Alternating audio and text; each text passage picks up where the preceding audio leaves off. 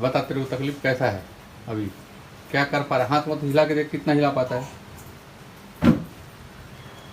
हाथ ऊपर जाता ही नहीं है। नहीं जाता ना। और कंधा उंधा हिला पा रहा है? नहीं। ठीक। हाँ नेतान जी, अब बताओ, आप हॉस्पिटल में ब्लड टेस्ट इंचार्ज हो ना? हाँ। पैथोलॉजी इंचार्ज हो ना? आपका हाथ टूटा था, अब आप बताइए कि जब दवा लगाए वो तो कितना टाइम हो गया बेटा? देखो 11 मिनट हुआ है ना? हाँ, चलो नेतान जी, आप अपना अनुभव बताइए, जो आपका रियल अनुभव वो बताओ, पहले कैसे था और अब क्या, और कैसा फ़ायदा है, और क्या क्या किस में तकलीफ बचा हुआ है और किस में कितना आराम है, वो हकीकत आप बयान करिए। पहले की अपेक्षा अभी तो पेन बहुत ही कम है, मतलब 40% लगभग कम हो गया है, ऐसा लग रहा है। हाँ, और हाथ का मूवमेंट भी।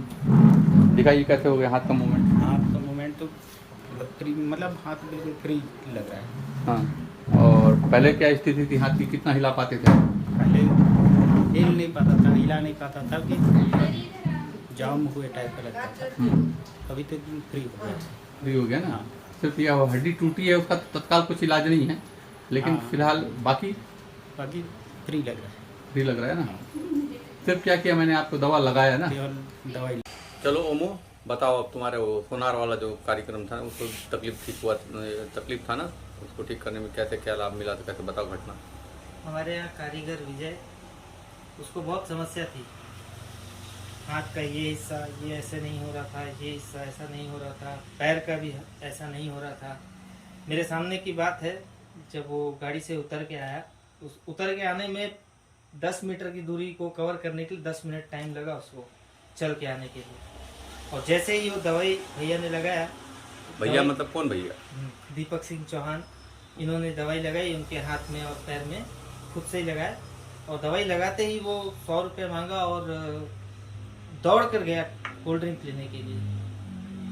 ये सिर्फ 5 मिनट की बात थी, इसमें 5 मिनट से ज़्यादा का समय नहीं लगा। और वो विजय जो कारीगर है, उसके लिए चमत्कार से कम नहीं थी ये बात। वो चमत्कार से तुम कितने प्रभावित हुए? तुमको क्या लगा उस मामले में, तुम्हारी क्या भावना मेरे है? लिए भी वो चमत्कार से कम नहीं था, क्योंकि वो कारीगर 1 से 2 महीने से ना कुछ काम कर रहा था, ना हिल डुल पा रहा था।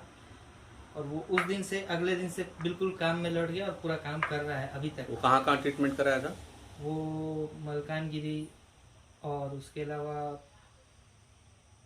विशाखापट्टनम जाने के बारे में तैयारी कर रहा था वो। 6 साल हो गया। अगर वो दवाई यहाँ नहीं लगाते तो वो विशाखापट्टनम अगले दिन जरूर जाता। अच्छा, चलो तुम्हारे पप्पू साथ में बताओ, तुम भी उसी दिन पीड़ित थे, तो तुम्हें इसके बाद प्रभावित हुए? इस दौरान मैं भी दुकान में ही था उस वक्त, जो ये वाकया जो चल रहा था, और मैं तो खुद एक चकित रह गया, स्तंभित हो गया। मैंने सोचा कि कुछ गड़बड़ तो नहीं है, क्योंकि काफ़ी समय से मेरे घुटने में भी दर्द रहता था।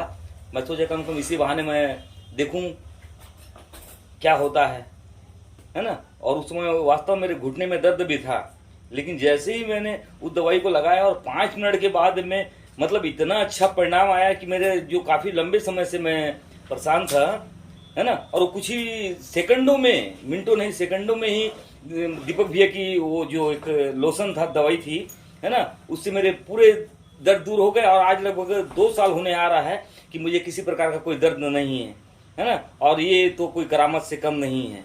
और वो दवाई दीपक भैया ने जो भी बनाई है, बहुत ही अच्छी, विश्वसनीय, है ना, और एक लाभदायक है। वो कोई भी व्यक्ति उसका लाभ ले सकते हैं, है ना। और भगवान करे कि दीपक भैया को हमेशा खुश रखे भगवान।